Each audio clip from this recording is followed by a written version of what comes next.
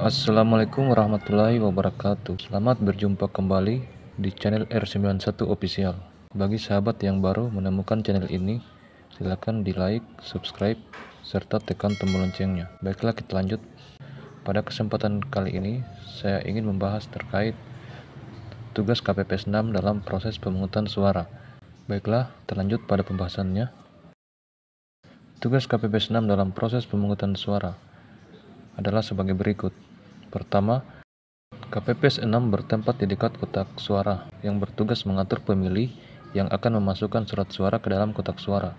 Tugas kedua adalah membantu mendampingi pemilih disabilitas ke bilik suara dan pencoblosan dilakukan oleh pemilih disabilitas secara mandiri, kecuali pemilih disabilitas meminta kepada KPPS 6 untuk membantu mencoblos, tetapi sesuai kehendak pemilih tersebut, dan KPPS 6 wajib merahasiakan pilihan pemilih tersebut dan menandatangani formulir model C pendamping KPU.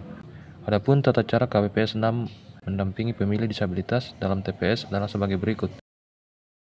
Pertama, pelayanan terhadap pemilih disabilitas netral memperhatikan hal-hal sebagai berikut. Yang pertama, KPPS menyentuh pundak atau tangan saat hendak memulai pembicaraan.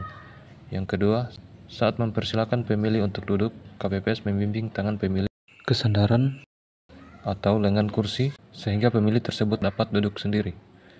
Berikutnya, memberikan penjelasan berbagai benda dengan kata yang lugas dan tepat. Berikutnya, menggunakan istilah arah sesuai jarum jam untuk menunjukkan posisi benda, misalnya jam 12 berarti lurus di hadapan, jam 3 berarti tepat di sebelah kanan, dan jam 9 berarti tepat di sebelah kiri.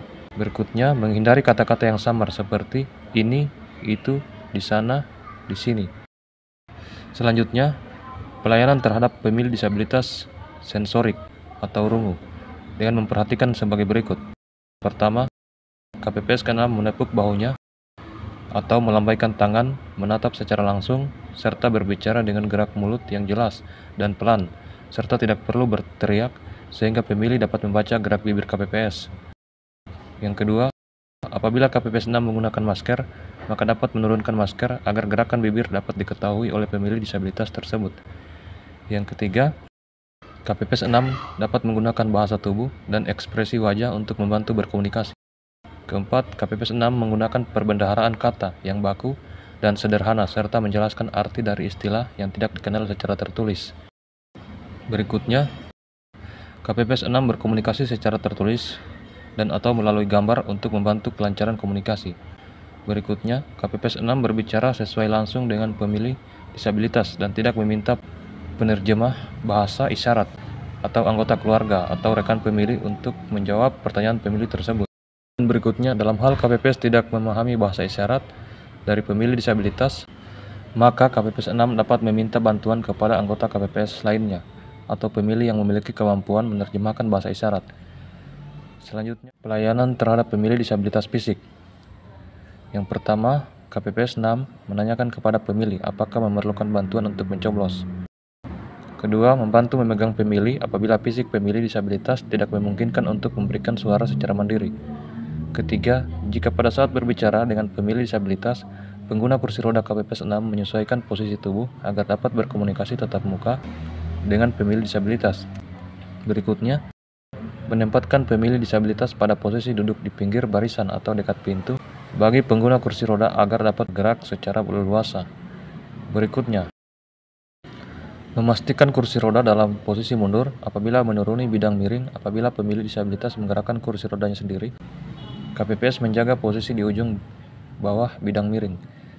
Berikutnya, apabila pemilih disabilitas fisik mengalami hambatan atau kesulitan dalam menggerakkan kursi roda secara mandiri, KPPS 6 dapat membantu dengan cara menekan pegangan belakang kursi roda agar roda depan sedikit terangkat. Tetapi sebaliknya, apabila pemilih disabilitas dapat melakukannya secara mandiri, KPPS 6 cukup menjaga di bagian belakang kursi roda tersebut. Berikutnya, apabila KPPS 6 membantu melipat kursi roda, KPPS tersebut dapat menanyakan cara melipat kursi roda tersebut. Berikutnya, saat KPPS 6 membantu mendorong kursi roda, KPPS tersebut menghindari jalan berbatu dan berlubang. Berikutnya, jika pemilih disabilitas fisik akan berpindah tempat duduk secara mandiri, KPPS 6 memastikan kursi yang diduduki oleh pemilih tersebut dalam kondisi baik. Selanjutnya, KPPS 6 juga memiliki tugas yaitu pelayanan terhadap pemilih kondisi tertentu dengan cara mendatangi pemilih tersebut dengan diketahui para saksi dan Panwaslu Kelurahan Desa atau pengawas TPS dengan tetap mengutamakan kerahasiaan pemilih. Tugas KPPS 6 ini juga dibantu oleh KPPS 4. Adapun yang dimaksud dengan pemilih kondisi tertentu adalah sebagai berikut. Pertama, pemilih yang sakit di rumah dan dipastikan tidak dapat mendatangi TPS untuk menggunakan hak pilihnya. Kedua, pemilih yang menjadi tahanan sementara.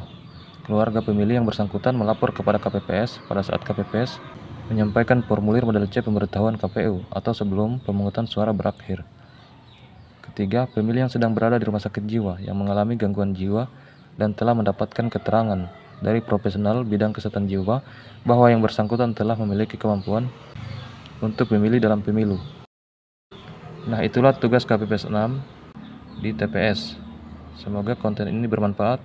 Terima kasih telah singgah di channel ini. Bagi yang belum mendukung channel ini, silakan di like, subscribe, dan tekan tombol loncengnya. Assalamualaikum warahmatullahi wabarakatuh.